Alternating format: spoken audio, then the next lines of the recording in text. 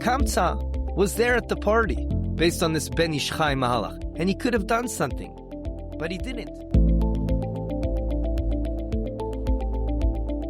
Welcome to Prism of Torah with Rabbi Aaron Prisman, engaging Divrei Torah, packed with stories and practical insights. Find us wherever you get your podcasts or at prismoftorah.org. Shalom Ufracha. As we're quickly approaching a very critical, important day, the day of Tisha B'Av, the sad day where we mourn for the Churban, the destruction of the Beis HaMikdash, I want to share with you an idea that will help us connect to this day and perhaps change our outlook on life during the whole year. We'll start with two opening questions. First of all, we all are familiar with the famous Gemara in Gittin that blames the destruction of Yerushalayim on the famous story of Kamsa and Bar Kamsa, where we knew that the owner of the party threw a lavish party and told his servant to invite his friend Kamsa. The servant made a mistake and invited instead Bar Kamsa. The name sounds almost the same, so he made a mistake. However, the problem was that Bar Kamsa was the host's big enemy. And when he came in, the host was in shock and he kicked him out. But Bar Kamsa was so embarrassed, he even offered to pay not only for his meal, but for everyone there. Still, the host refused to accept the offer and threw him out in huge humiliation. And as a result, this led to the Churban, Beis HaMikdash. You can look there for more details. The question that I want to share with you is what the Iyun Yaakov asks. He said, the Gemara is blaming and calling the story Kamsa and Bar Kamsa. So the question begs itself, I understand very well why Bar Kamsa, who's the one that got into a fight and a quarrel with the host, is partially to blame over here. But Kamsa, the friend of the host, who wasn't even invited, why does it seem to hint that he was also part of the issue over here? There are different answers to this question, and we're going to try to bring one as well, that the Ben Ish Chai says. Question number 2, a more broad question. Chazal tell us in Yoma, Daf Tes Amud Beis, that the generation of the second Beis HaMikdash was very immersed in Torah and mitzvahs. The problem that triggered the Churban of the second Beis HaMikdash was hatred for one another. And the question is, it seems a bit odd that the Torah, even though you're immersed in Torah and mitzvahs, you could get to a point where you hate another Jew. How do we answer all of these together? The Ben Ish Chai answers the first question, and it will be a door opener, Emir Hashem, to answer also the other question. He says, Kamsa at the end of the day did find his way to the party. He was invited. Obviously, they realized it makes a lot of sense. The host realized the mistake was made, and he brought Kamsa to come there. And hence, the fact that Kamsa was there and he was part, in a roundabout way, he was connected to what was happening there because he was his friend. He had the potential to stop the humiliation, but yet he decided to stay silent. One who does not have the sensitivity or is not willing to push himself to go out of his comfort zone to help and save, especially what was happening here, such huge humiliation, he is held responsible as well. We see this in many places in the Gemaras, where a person that could have rebuked someone, could have helped him out, and just sat down and was insensitive and did nothing, he's held accountable for what happened as well. Before we extrapolate this idea and use it to answer our second question as well, there's a famous Sha'ar Yosher of Shimon Shkop in his Akdama, and he goes into detail to explain that the bigger a person is, the more sensitive he is to other people. It starts with your small circle, which is just you, yourself, and then your circle becomes bigger. You also care about your wife, about your kids, then about your neighbors, your extended family, their community. And the bigger a person is, the more sensitive he is and cares for others. Others include all of Klal Yisrael. If for a gadol in Yisrael, a very big person cares about everyone. With this in mind, there's something else that we need to explain, and that will complete the puzzle. Rav Tzadok HaKohen says that a word's first appearance in Torah, in Chumash, it gives a proper definition of that word. When we see that there's sinas chinam, what does sinah really mean?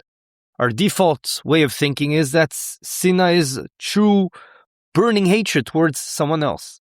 Rav Tzadok HaKohen says that's not necessarily true.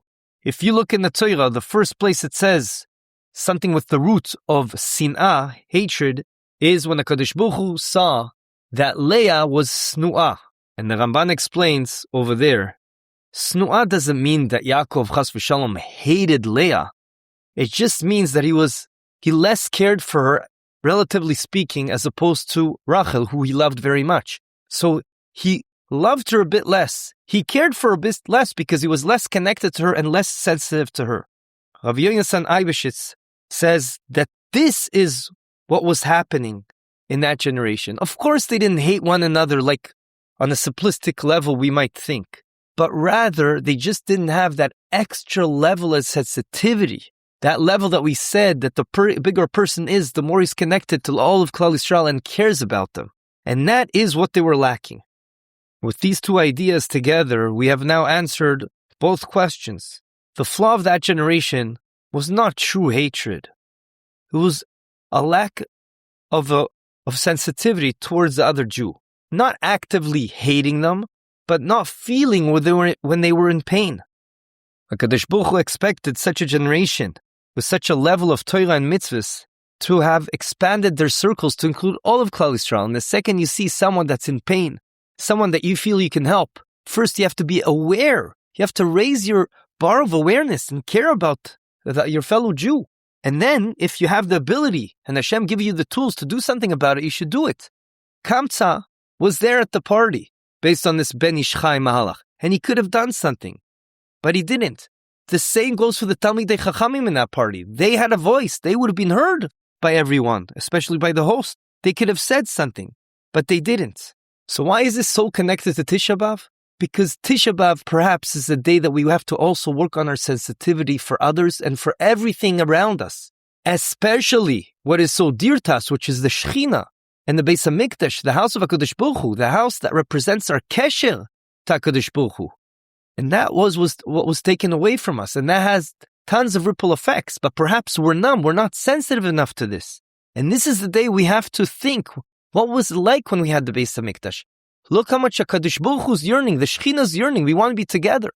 Big people realize this. And every night on Chatzois, they do Tikkun Chatzois because they're in pain, because they're so sensitive to everything around them, especially the Shechina, which is the most important thing. Chazal preempted this. They realized there was going to be numbness. And we're going to get used to the situation we are in and everything's going to be fine. And hence, they had to weave the idea of the Churban into our daily lives. Some halachas are kept very tightly and some less, but they're all out there. For this exact reason, when you build a house or paint a house, you leave a certain amount, an amma by amma, left unfinished in the home. A dish should be left out in meals. All these are Shulchan Aruchs in the halacha. A woman should always omit one piece of jewelry. The ashes on the chassan, the broken glass. Restrictions on music. You have to tear your shirt when you see Yerushalayim, when you see the Koisel, when you see the old city. All these customs are there to ensure that we work on our sensitivity for others and of course, for the Beis HaMikdash. And perhaps this is the avoida we have to work on during Tisha B'Av, which will lead us to being sensitive and to be in pain for the lack of the Beis HaMikdash that we so dearly need, that we so dearly should want to feel that we need. And just like Chazal tell us, whoever mourns in Yerushalayim, he'll also be worthy of being in Simcha when HaKadosh Baruch Hu will rebuild the Beis HaMikdash. And perhaps this also gives a different understanding, a deeper understanding to Koheles, that it says over there, Tov Beis HaAvil and Beis HaMishte. It's better to go to the house of mourning than the house of a feasting. And why is that? Because when you go to the Beis HaAvil, you sit down with him, you hear what he has to say. It works on your sensitivity for him. You hear him out, you feel his pain. Tisha B'Av is our natural Beis HaAvil. And that's why Gdolei Ador over generations, they said that we should also mourn for what happened in the Holocaust. Because this is a day of being extra sensitive for all the bad things that happened to us. Yiratzon, that will take advantage of this incredible, special day. Although we're in pain during this day, but we should be in pain. If we're in pain, we're in a good situation. But we have to work on ourselves. Think what we're missing. Think about everyone, the Beis HaMikdash, all the bad things that happen, how much we care for one another, and we should work on our sensitivity for others, for every Jew around us. Especially because we know that every act that we do can change the reality. That's how HaKadosh Baruch Hu created the world, that every Jew in his acts can change the reality for good or for bad. I want to end off with this amazing story that I think brings the point home. Rav Shach, as you know, was the Rosh Yeshiva of Ponovitch. He was famous for his shiurim. He was a huge Talmid Chacham. The students always looked forward to them, to his Shur Klali.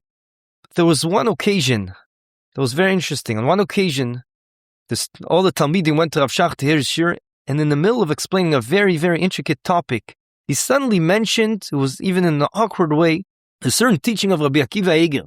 But he said he couldn't remember exactly where it was located, and if someone could help him know exactly what he said and where it was located, it would really help him. Suddenly, the room went silent. The entire room fell quiet, and no one really knew what was going on. But suddenly, a young man from the back corner, holding a sefer of Shut Rabbi Akiva Eiger, handed it to Rav Shach and showed him, it's this one. The Rosh Yeshiva, it's this one. The Rosh Yeshiva's eyes flashed with happiness, as if he found a jewel. He gave the boy a small hug and a smile. He took the sefer, opened it, and continued his whole shir klali. After the shir was over, word got out what really happened over here. The boy who handed Rav Shach this sefer had been dating a girl of serious shirch dates for a long time, but eventually she rejected him. He was so low and so upset and depressed. He even stopped coming to the Beis Midrash to learn, preferring to stay alone in his room. His chavusa told Rav Shach what was happening. And Rav Shach said, we have to get him back into things to be happy. We have to tap into what's important to him.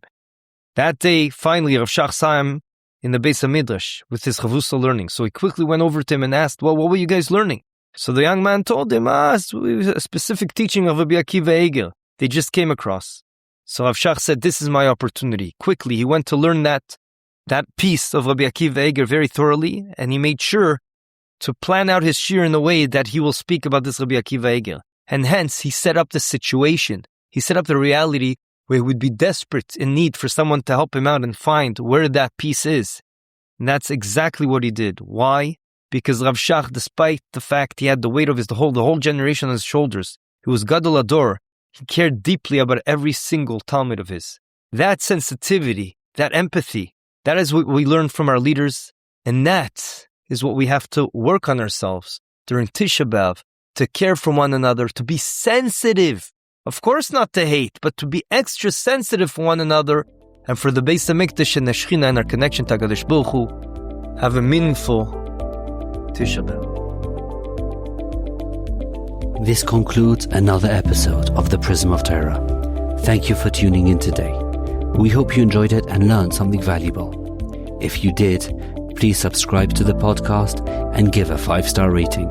You can also find this podcast wherever you get your podcasts, or our own website, prismoftorah.com, where we have a full archive of all our past episodes. We would like to thank Yona Vefa for the recording equipment and Eli Podcast Productions for handling all our post-podcast productions. Join us next week for another enlightening conversation on the Prism of Torah.